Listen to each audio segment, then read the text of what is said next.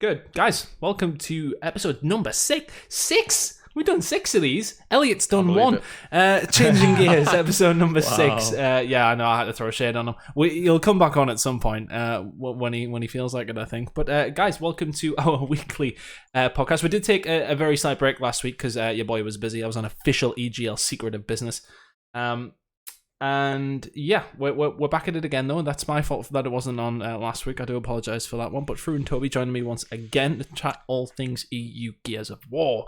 Hello. Hi. So a lot has gone on. It's safe to say since we were last on the show. Yep. Now we have 3 qualified teams from Europe. That's what we're going to focus on today. We are going to talk Markza changes. If any of you were around at the pre-show, you will know that, of course. And we're also going to talk about the ladder qualifier that's going to go on this weekend too. Let's dive straight into it then. We have 3 qualified teams already. Are they the teams we expected though? Toby, I have a feeling you are going to just bathe in all of your glory with this one after Obey qualified. I mean, they're already in the Twitch chat. They want to hear it. Obey, we've done amazingly in this last tournament in particular. Just very quickly though, let's preface this tournament before we talk about what happened. EU's finest, they didn't compete. And remember, we discussed that a little bit in the last show, how if they weren't to play, half of the bracket could essentially be cleared up for a team to just steamroll all the way to the grand final. And I think that's kind of what we saw. We had 16 teams. EU's finest, of course, not in there. And we had Obey on one side and R Damage on the other, meeting each other in the grand final. What I didn't predict was Obey to go all the way 2-0ing Anoni around the world, and then R Damage as well in the grand final. You know, I was always the one to say, hey, R Damage, their long-term success, will see them through their experience. So many veterans on that team, the French gods. And you'd assume that they would be the third team in at least to come in, but instead Obey snatch it away and they get that third spot behind Anoni and EU's finest. Very, very entertaining. And when I saw on Twitter everyone tweeting about Obey, hey, well done, Breaker Warrior! Yeah. It was really fun, really hyped up, and it was great to watch. It was brilliant. And that's some running, isn't it, Frew? I mean, it's not just we can talk about EU's finest not being in there, albeit, but you know, as Toby said, they've beat a lot of good teams to get there, so really solidifying their point. Beating Anoni as well, who have always been consistent. Beating some very, very solid teams. Beating R Damage in the final, being the one that eventually did it. A huge tournament out of them to secure their spot in the Pro League, and they've got to be feeling good about that, surely. They got to be. And to be honest, I quite like how it kind of came down to that last game, right? Our Damage, they had the point advantage going into the final. And it was basically winners takes all in that final. So everything was on the line. Both teams knew it. You know, Obey, they came out on top, and they've had pretty good tournaments all round. They just keep running up against the EU's finest. So I congrats, basically. That's all I can say. I think they've done a good job, and looking forward to seeing what they bring to the Pro League. Yeah, it's certainly going to be interesting. I mean, I just want to turn back to week number 1 after we discussed all the results from that. I'm just bringing up the actual bracket from week number 1. Are these the 3 teams we expected? I think you have to say no, partially. Obviously EU's finest were pretty much a shoe-in. I think everyone was sort of expecting them to be there. They obviously go on to win the first one that we did see. But then you look at where Obey were. Where did they finish? I can't even remember. It wasn't good though. Okay, they lost in round number 2. I mean, of course, they didn't play in round number 1 because they would have had to buy in that case. But they lost in round number 2. And to see them go from that and eventually, consistently keep away and chipping away at it. The fact that they've had a bad start, we preached it so much to say that there is plenty of time to qualify. 5 weeks in total that they had. One bad week, it can mean something, but in the end they improved as a team. They started to get better results. They ended up winning the last one to finally seal the deal. They have to be a team to be watched out for because they just seem to be getting better. I think that's the thing, right? Well, one of the things I was taking a look at is that if that 5th week didn't get added on, they wouldn't have made it. They wouldn't have, R Damage would have gone through, and it'd have been the Frenchies that would have been in that Pro League. So that extra week really did make all the difference for them. And I think you're right. They got stronger throughout the tournaments. They had a bad first tournament, but after that, not at all. They played well. Yeah.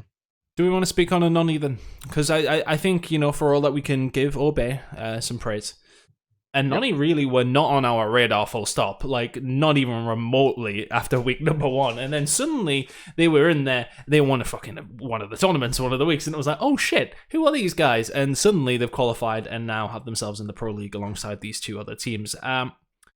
What are our thoughts on Anony? Because it does seem to be that I've seen a couple of people call them Annoy.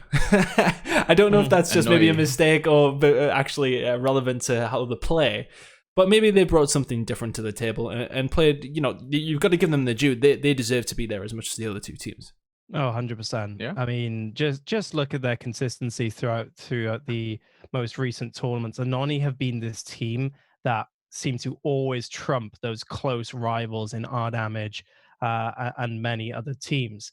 I mean, even before the first tournament, even back in Gears 4, you'd look at these players and say, yeah, I'm familiar with a lot of them. But if you were stacking up roster against roster, you'd think players and teams like Lucent, you'd think Jack Reaction, whatever squad he creates will come to the fray and look for those top spots in the Pro League qualification. Top Boys, Marsh. You've got so many European vets and teams that you place above these going into a new Gears game. And for them to actually trump all of these teams and so comfortably get into the Pro League, I mean, you've got to tip your hats off to them. I mean, perhaps as a community, we haven't given Anony as much credit as they deserve. They have done what no one really would have predicted going into Gears 5, into these different tournaments, and they've remained consistent. As soon as they caught fire, they went up and down. They weren't like Obey at the start, where they had some concerning performances, then some really good ones, then some bad losses, etc. They've been pretty relatively consistent in their performances against these top teams. So very happy for Anony. I think, they're definitely on everyone's radar now. I think it's safe to say that they are the second best team, I would argue, just behind EU's finest based on their performances. And I think they're in a very good position now to actually cement themselves as that second best team behind EU's finest. Because remember, that's kind of what everyone's competing for at the end of the day. They kind of just say, hey, EU's finest is great. They're amazing. We're not going to be first. But hey, maybe we can get want more. I want more. I want people challenging EU's finest. I want them to say, no, we had sod Obey, these guys. Right? Obey are the only team that really, they beat them in that second tournament. So there's that. That's probably one of the only reasons they're in the Pro League as well, is because they clutched up and beat them on that Icebound game. And I do want to sort of extend onto that when we do talk about Pro League. Of course, we're yet to decide our 4th team for the EU side of things yet. That will be decided this weekend. We will discuss that very shortly. However, do you think playing, and I mean, look, I know they all have scrimmed each other in the past, like week in, week out, probably. I know if you're EU's finest, you've somewhat complained about the level of competition in Europe because it's hard to scrim. When you're just bodying everybody, you don't learn anything from that. Do you think that with the Pro League starting, do you think, these guys are going to be playing each other week in, week out? Do you think this allows the rest of Europe to catch up to them by playing them so much in a competitive setting? I think the teams that are in the Pro League, for sure, right? They're going to get dedicated practice weekly, and not even practice. I suppose it's not fun and games in the Pro League, is it? No. It's all about that win, and the teams are going to be going out and trying to beat them every single time. So it's not just going to be like a scrim where players are happy to lose and take notes. They will want to win every time. So perhaps we do see teams trying to adapt to EU's finest on the fly a little bit more and really trying to push them a little bit more. Also, EU's finest, they are going to get that practice against the best teams over and over again as the Pro League continues for is it 6 weeks. So it'll go one of two ways. They'll either get better and they extend the gap once again, or it will close up, I think. I think it's all positive for Europe, though, Toby, to see that these teams have sort of been in and around EU's finest. A lot of people, if you said at the beginning that EU's finest will win every single qualifier, I don't think many people would have batted an eyelid. I think everyone sort of would have been like, yeah, probably. So the fact that they didn't do it as clean is... And I don't say this from like a point of dislike for EU's finest, because I like that team. I love to see what they've done in the global scene, but I want to see more competition in Europe. I'm very happy to see them getting beat. I'm very happy to see them getting pushed to 6-7s, etc., etc. It's something that it ignites the EU scene a little bit more, because some people maybe it can sometimes get a little bit boring when there's one team just winning it all the time. So I think to see that there is people coming in here, Toby, I believe that it is a positive for the scene in Europe as a whole. 100%. I mean, look at the regionals as well. I believe the Pro League teams won't be able to compete in those. And so that's an extra environment to entice these new teams to actually participate in, knowing that they have perhaps a much better chance of getting the position they'd like in a tournament.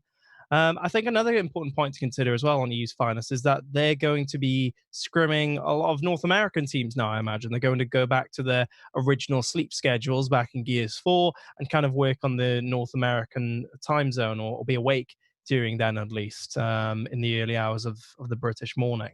And I think what that will mean is less scrims for EU against EU's finest. And it might be an opportunity for EU's finest to even increase that gap between their opponents below. Yes, there will be Pro League experience though for the teams in the Pro League, but all eyes on EU's finest to actually see if they really do improve using that important scrim experience against the top North American teams. Yeah, I think as well, just onto your question about asking us whether or not we would have predicted them to win all of the tournaments. I think we would, but I also think if you said, are they gonna win less than 50% of the tournaments, we'd have called you mad, right? Yeah. And they've won 2 out of 5, so it's But again, obviously they didn't play in one of them, so they have got 50% record in the ones they played. But I think, could you say they know they're going to qualify, sort of thing? I mean, the complacency shouldn't be there from them at that, and that there's maybe clutching at straws a little, but just shows how close it is, though, right? Yeah, and we will see that. We will see that. I think we're either going to see the rest of Europe catch up because of the Pro League, or things might extend, as said. But at the same time, if things start badly for them, teams start looking at a Nani or Bay, they might get scrims up against American opposition. Why wouldn't they try to? Why wouldn't they try to at this point? You have to further extend your advantage that you have now. You're in the Pro League. You're in a really good spot as a team. Make the most of this position. This is what we're preaching all the time, is that we want people to be playing against the best you can. If you want to stay up till 3 a.m. and play Americans, it's probably the best thing for you to do. Let's be honest. So let's see if these teams do take this opportunity. But let's move on to team number 4, which we have yet to decide. The ladder qualifier will be happening this weekend. Who's our favourites? Come on. It's difficult, right? You say R damage. Got to stay with the boys. I mean, I'm happy. Let me bring up the ladder now. I want to see who's currently in the positions, right? Because this has been changing a little bit between the weeks. Sorry, I when you minimize the page, you can't see the top menu anymore. So it's the top 6, isn't it? Yeah, it's the top 6. Obviously, discounting the teams that have already made it. So you have to take that into account. So 4th quarter ladder results. We're almost there. So we've got DBH, who are right up at the top. Around the world, the 5 Fists. Obviously, Obey have qualified. They're in 4th, but they won't be in the qualifier. So New Spain are in there. R Damage and Top Boys. Yeah. So it's a pretty feisty set of teams there. Top Boys, you can't count them out. New Spain, we raged about them a little bit early on, right, Toby? We thought they were going to be one of the teams to watch, and they kind of fell off quite quickly. So I don't really expect them to get through. Same with the 5 Fists. We've not seen them in a final. We've not really seen them really pushing to get to that final either. They've been a solid squad. I think you look at the majority of these teams, and they've been in the mix, haven't they? Like, that's the thing. They've all had a decent tournament here and there, so you can at least sort of lean on that a little bit. Mm-hmm. But we're calling them 5 Fists at this point. We haven't seen enough from them at the EU qualifications. I think the top 4 you're looking at around the world, R Damage, Top Boys, and then 5 Fists, maybe New Spain. It's difficult to say who the top 4 in the tournament are. Top 3 are definitely the first 3, though. I was going to have a nice party about the new roster of New Spain, actually, in the last but one qualifier, I believe it was. Versatile New Spain kind of merged, right? And I thought, well, this is a power play. Fractures and Exudes, we all know too well, joining up with the more successful Spaniards on Gears 5. And I thought, hey, is this like the best of both worlds? 2 rosters colliding together to now make some impossible behemoth. But then they went out early on in the tournament, which was quite depressing, actually. I was expecting them to really mix things up. I even tweeted the new roster as soon as I heard.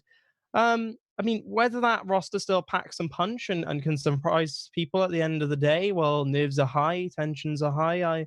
I'm not sure. Well, I have a theory, and I mean, so we're looking back at the Spanish and Gears 4, Toby. The time they really did shine was when they were in those, last chance situations, right? They were at LAN, they'd been knocked into that loser bracket, and they always made that run. They always surprised us. They always came out. They beat the Frenchies. They beat Jack's team as well one time. Like there was multiple occasions where they've been right on the line and have fought back from it. So that's the only thing that makes me think maybe New Spain could come through this qualifier, is that now they're in that situation again, that it is literally the last chance to get into that Pro League. Maybe then they step up a little bit. Maybe that's when we see them shine, but it's a tough task. Definitely a tough task. A lot to ask. It's a lot to ask. I'm going to throw you. I'm going to have to ask you for predictions. I know it's hard. Oof. I know it's hard, but it'd be rude if I didn't. Okay. I mean, I'm just going to put it out there. I think Top Boys might do it. I don't know if there's just something about Marsh and the team. I don't know. They've had a couple of okay results. Maybe they put it together when it's needed. But I mean, for me, I think around the world, maybe potentially your favorites. I don't know. I think it's very difficult to choose. We've said this every single week that past the top three, it's close. It's really close. Like we don't know which way it could go. I'm just going to throw my hat in the ring. A bold prediction. I think Top Boys might do it. Okay. That is a bold prediction. I'm just having a look at what their kind of history is in the ladder. So they lost to EU's Finest twice. Obviously, EU's Finest aren't going to be there. They lost to Obey once. The only matchup against any team in this ladder is against R Damage, like a loss. So they've only lost to R Damage out of the other 5 teams. So that's kind of interesting. You made me sound smarter than I am. Yeah, it is. Maybe. But then I guess the question is when and where in the matchup do these teams meet? Top Boys, it's difficult to count them out. I'm counting DBH out. I'm sorry to anyone in the chat if you're from DBH. But I've just not seen anything from you in these tournaments. I kind of have to go R Damage. They've been the most consistent team out of all of them, really. Maybe Top Boys come through because maybe they were more consistent if they didn't meet EU's Finest each time. Around the world have just been on and off. If they're on an on day, they could take it. Definitely so. You haven't given me an actual prediction yet, Frew. Yeah, I'm going to go R Damage. Okay. Toby. Guess who I'm going to go with? You're going to go with Around the World, aren't you? No. You're going to go with R Damage? Yes. I will. Wait, who did you say yes to? R Damage. Oh, okay. All right, sorry. Frew said New Spain at the same time. I ain't abandoning them now. I don't care if this is if the ladder has some precedent going into this. I think the R Damage consistency will continue on. We keep seeing them in semifinals. We keep seeing them win against these top teams. Of course, we've had them lose to some of these top teams as well in the same breath. But I think consistency wise, you know. I'm not a betting man, guys, so I'm just going to have to go with the stats. I'm going to go with the statistics, the consistency, and I'm going to go with the French. And I want to see them in the Pro League. So I think it's just generally great to have a full French squad in a European Pro League, right? And it's a team that's been swapping players in and out from the French, from France since Gears 3. I mean, I think it'd just be nice. If I could pick right now in an alternate reality who goes in the Pro League, I think I'd go for R Damage for a number of reasons. But yeah, prediction, I think they'll make it. Okay. So Top Boys for myself, R Damage from Toby, and Frew was going with R Damage as well. Yeah, I'll go with it. Okay. Especially with the all right, I see. Pick on me. That's fine. You two just gang up together. That's absolutely fine. Okay, speaking of ganging up, the community ganged up on TC at one point in the past few weeks about the Markza, which has eventually had a change. You see that segue? I'm getting there. Nice. I'm getting better at it. We're on episode learning. number 6. Here we are. We've managed to make it. Let's talk about this change then, though. I've definitely lost the page. No, I haven't. I've got it. So the Markza tuning changes did come through. And this is what they said. I'll just read it out for anybody who hasn't seen it or is just listening, of course. So this is from the Gears 5 website, and it says, as we continue to tune and refine our multiplayer balance, our attention is turned to the Markza based on continued feedback from launch.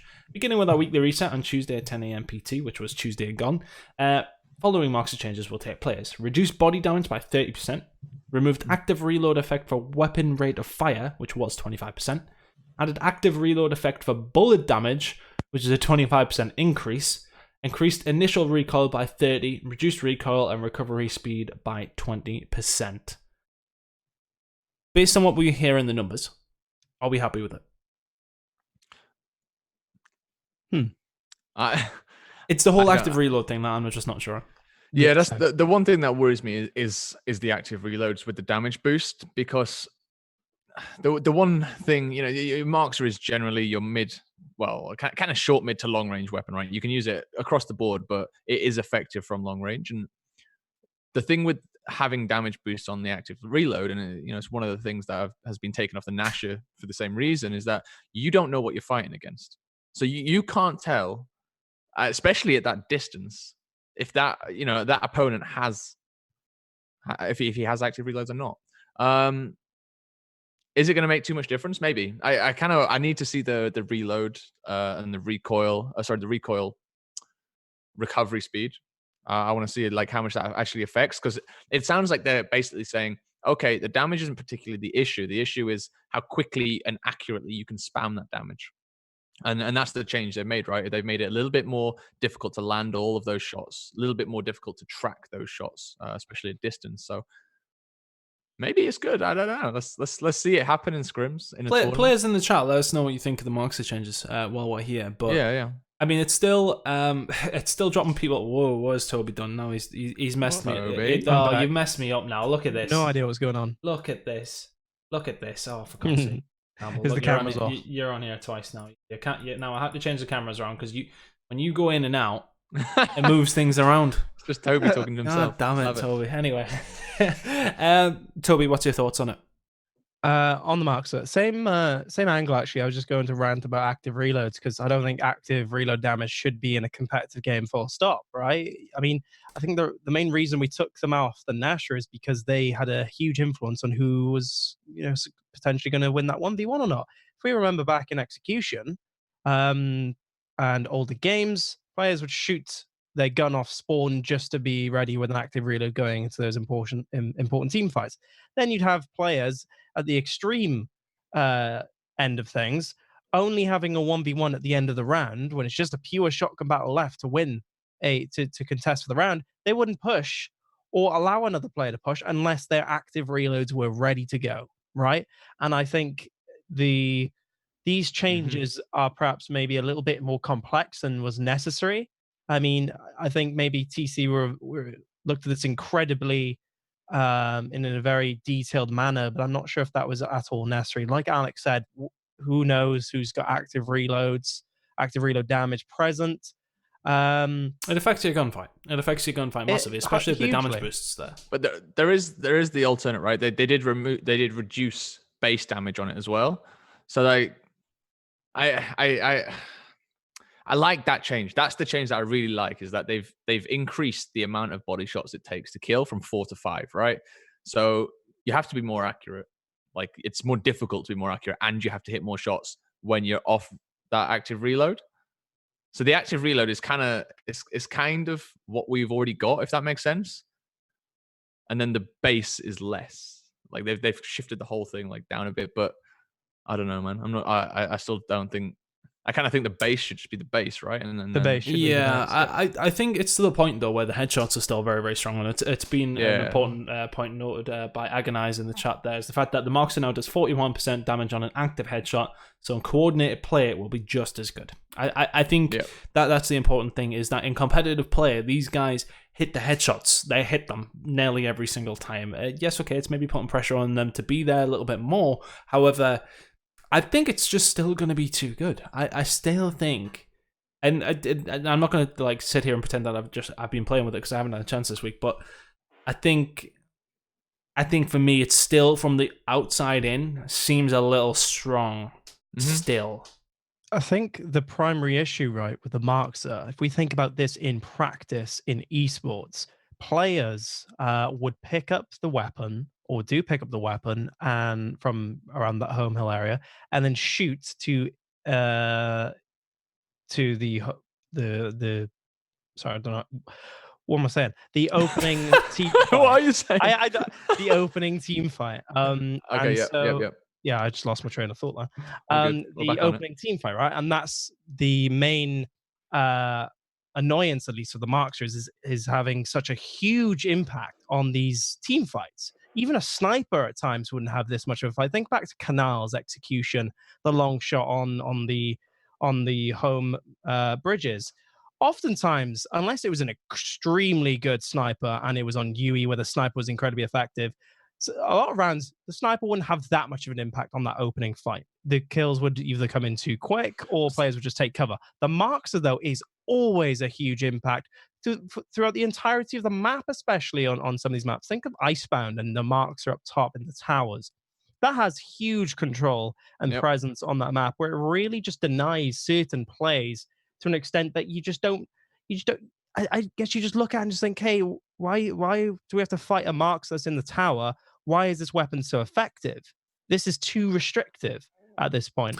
And I think, just think about how shotgun battles go down. One shot can leave you full red or 3-point or 2-point. A Markza can literally just put one bullet in through spraying and just influence a team fight from the get-go.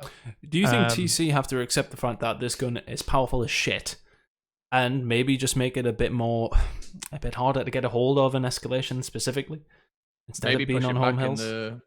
Make it a mid-only gun. In the tiers. Tears up a little bit. That could be it, right? I think they have to, right? I think that's the point. Is we have to assume players at the top level are making that shot every time, and it's not the issue, right? Like we've seen it actually on Twitter recently. Like there's a bit of a disconnect between the competitive side of things and the ranked or the more casual side of things. The issue isn't as apparent, and that's the difficulty here. Is that if you're tuning it for, and you are also tuning it for that other audience, you're gonna have mixed opinions of it, and they're trying to find a middle ground, which I can't. Like, you have to, but that middle ground should also be, I think, kind of slightly tailored towards the comp side, just because you've got to keep integrity at that very, very top level. I guess for me, 4 headshots for a kill. If you hit all 4 headshots for a kill and you've got, let's say, 5 bullets in a clip, that would be fine. That would be like, you have to then hit 80% of your shots perfectly, and that's difficult even for the pros, right? When people are bouncing across the map, but 3 is a little too less. Same from you, Toby. Yeah, I agree. In agreement. I completely agree with everything you said there, Alex. I think, a little point to consider is, wouldn't we rather say like a long shot be the prominent weapon to place on home hills or whatever, instead of say the semi-auto sniper? Just from a universal point of view, if we look at the game, wouldn't we want to see snipers in the hands of extremely skilled players rather than have a spam rifle? Wouldn't that be more entertaining to watch? And headshots be replacing body shots for the in the same plays? I think that would be a lot more skill based, a lot more entertaining, and a good change overall. And but both of the weapons would need to be like essentially switched in the buffs and the nerfs department. The sniper doesn't even have that much ammo off spawn in this game, and we rarely see it placed down as a result. It's true.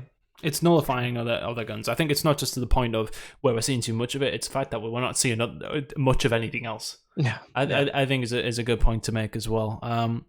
I think it's again, I think some people think I just side with the devs all the time. I'll side with them in the fact that it's hard because you are basing this off all of your stats, and then you are basing it off public players. Essentially, it's the same in any other game you play for the most part, outside of probably Counter-Strike. Is the fact that everyone is you're basing your stats off everybody, not just the top 5% of players. And it's difficult. It's difficult. I think, you know, what people are saying is right, is that I don't think, you know, loads of people enjoy playing against the Markza irrelevant of your level in pubs. I think that is correct. But it's really, truly devastating in a very, very solid player's hands. So I think it's difficult in that respect for them to tune it correctly. I think for me, I want to say go up further tiers in the weapon placements. And then we'll see. Then we'll see how solid it really is. Make it that weapon that's so powerful. Give it that status rather than be like, oh, it's just a Markza. It's not that good, but no, really it is. So let's just make it harder to get. That would be it for me. Mm-hmm. That would be it for me. Okay, so I think, is there any other topics you guys want to cover this week before we move on to questions from the chat? Nothing particularly. I think we're all just looking forward. Matchmaking, that's an interesting one. I don't know what you think of that, but we can play some Foundation if you want. Do we want to get into it? Do we want to get into it? No. We don't want to get into it. Definitely not. No. Yeah, I think we'll wrap it up there for now. Let's have a look at some questions from the chat. I know a couple of people in here. Okay, so K-Breaker's actually put one in saying, do you think the Hammer Burst should be buffed? Because even though the Markza has been nerfed, the Markza will still always be picked over Hammy and Retro. I think that comes back to the point, right, about the Markza. It just outperforms its class. It's in the wrong class at the moment. You either bring it down back to its original class, or you, like you say, Chris, put it in the class it deserves to be in. I think I don't know. I think the Hammer Burst, from what I've played with it, I think it's a lot weaker than, say, obviously the Markza, but also the Retro. Maybe the Hammer Burst could be brought up to a little bit, just to be more in line with, say, the Retro, and then the Markza to be brought down to around that area and have more like, an optional a choice, at least, with which weapon you go with, right, of those three. I think that's what it comes down to, right? Give these teams it's a no-brainer for the Markza. It's something what Alex talks about all the time. It's not only having the Markza be too powerful and bring that down, but give these teams a choice. Hey, we've got a really good Markza player. Let's make sure we put down the Markza. Oh, they're really good with the Retro. We're going to see the Retro come out, or the Hambus. Keep teams guessing, not just have, one weapon is clearly the better weapon. This is the meta. Go with that. Let's bring them all in line and see more variety, I guess. In terms of specifically the question, yeah, I think the Hambus could be upped a little bit, not too much. I don't think it's incredibly weak, but yeah, bring it more in line with, say, the Retro. Yeah, are we all agreed on that one? I think we can close that question off. Yeah. Agonize has asked another question, which I'm going to preface a little bit. So he says, as for my question, with only 16 teams in the last qualifier and numbers looking similar to Season 2 KS4, what is the biggest detriment in competitive EU? What I would say about the last qualifier is that certain people know they're not going to qualify at that point. Mm-hmm. I think it's you can't judge it off that, because I said, what's the point in some of these teams entering the qualifier if they know they can't qualify? That's where your numbers come from. Yeah, I think you're going to look at like the first two. If you look at the first two, that's where numbers were, which we did sort of comment on when it happened, is that we would like to see more. And, I'd love 100 teams of that, of course, but we sort of have to realize that there maybe isn't that many people playing. Does that come down to promotion of the game in mainland Europe? Does that come down to things that you've said in your question? The game being bad? I don't think it's bad. I think it needs. I think the frustration is that it has so much potential. GS5. I think that's everyone's frustrations. Is that the potential for this game is huge, and. Yep. If that potential gets realized, then we're going to be looking great. But I think it comes down that last qualifier solely, I would say, to actually just being the last one and not everybody able to qualify. I don't know if you two guys want to touch on this. I need to dance around this one carefully, but yes, I was dancing. I was doing the rumba this one. I'm not gonna. Yeah. Video evidence of this answer is. I might just mute my camera for a little bit. Just say it was Elliot. Put on a stupid S6 changer. No, it is a valid question, right? It is a valid question. Why are the numbers lower than other regions? That's essentially the question we're asking, right? Is why is it not on par? I do think I do think it does come partly down to the setup to a degree. The reason I say that, and this is one of those things where this is the thing I got to dance around is there isn't much under the Pro League in Europe confirmed at the moment, right? So whereas we've got the Microsoft Store events running through North America, the London store is not currently involved in that, and that's something that I would like to see coming up in the future. Perhaps that could be really cool for the scene. I know there are some people who've said, "Oh, like who's going to travel to the London store for skins, right?" But it doesn't necessarily have to be the same setup as the Microsoft stores in North America, right? It could be a one-off event rather than 6 events, and it could be a bit of a bigger LAN event. Likewise, just regional events in general. I think we could probably do with one before, definitely before the end of Q2, if not earlier. Yeah. So there is that, because it is difficult for the teams under that level, under the Pro League level, to continue playing constantly, because they want to go to events too, right? They want to play. So I think that does have a little bit of an effect, but whether or not it should be enough to stop teams playing, I don't think so, because there is always that chance you can still go to the major, right? It's not saying that if you're not in the Pro League you can't go. It's just a long way away. They're old track, San Diego. Yeah, I mean, I made it out there. It cost me 250 quid return flight. It's not. That's not bad. That you've done well there. I paid as much. Yeah, it's true, right? Google Flights is fantastic. Skyscanner, mate. Skyscanner. Well, but what I'm saying is that it's not impossible to get out there. You just have to plan ahead, and with 3-4 months ahead, especially with the Mexico event, right? Maybe not the San Diego one, but with the Mexico event, you basically got half a year to plan going to a major if you want to go to one. So there's that. If it's difficult, right? It is difficult. And I think language barriers just have a little bit of it, and maybe it could be done a little bit better in terms of just supporting those regional communities. But I don't know. I think it's up to the players at the end of the day. And you see the passion in Latin America, right? That's the passion that some players here have, and the players that stick around and come to the Changing Gears podcast. You guys have that passion, right? It's just trying to. All you lot in the chat have got that passion. Yeah, that's it. But the other thing I think as well maybe is just in-game pushing a little bit more, like trying to transition a few of those better ranked players into the competitive side of things. Just trying to push those players in, and half of that comes with the community, right? We have to do that. We have to push those players in. But that's a bigger topic than realistically I could have an answer for.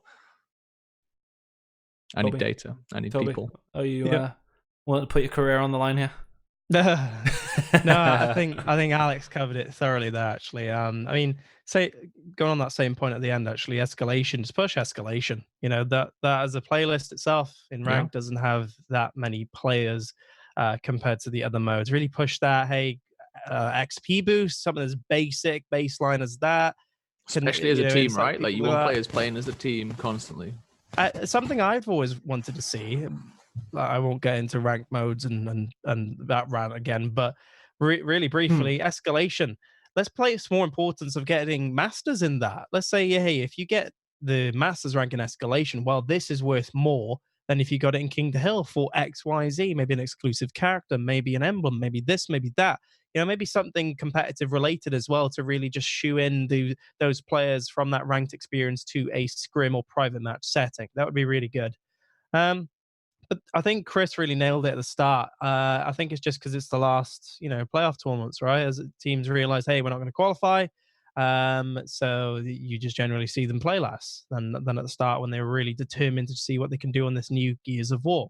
I think the statistics actually was that EU suffered the least amount of teams lost as a percentage compared to the other regions. I think we were looking the best. I think it was Alex who mentioned that about a week or two ago. So props to EU for actually, as a percentage, holding on through the grueling times of perhaps not qualifying and seeing your plans through than other regions. So, good stuff for EU, I guess. Shout out to us for that, for sticking on the grind. I think that wraps it up. I think we've really nailed that answer there. I think incentive is a good thing to say. I think you're very right with us when it comes to escalation. Give people a reason to play it. give them more of a reason to play it than they have right now. And on top of that, let's wait until we see what happens with the events. There was another question asked in there, any EGL regionals for Gears 5 plan? No plans as of yet, but I'm sure we will have some news for you in the future. I'm sure we will. Okay, we'll wrap it up there. A good episode. Thank you very much, guys. Thank you for everybody who's tuned in the chat. Let us know in the YouTube comments if you are listening back what you think about the teams who qualified. Have you got any questions around some of the answers that we give on the Markza? If you like, any theories on EU Gears as well as are all more than welcome. So next week we're going to be. We'll be talking about other things because obviously the Pro League starts on Monday. It's going to be exciting. It is indeed. So we'll keep you up to date with that. Keep an eye on all socials very, very shortly for announcements on that sort of thing. I think we'll be back next week though. Hopefully we'll try and come talk about the Pro League. It does start. We'll find out what the last team's going to be this weekend, and we're all very, very excited, aren't we? But yeah, guys, thank you very much for watching episode number 6 of Changing Gears, and we'll see you next week.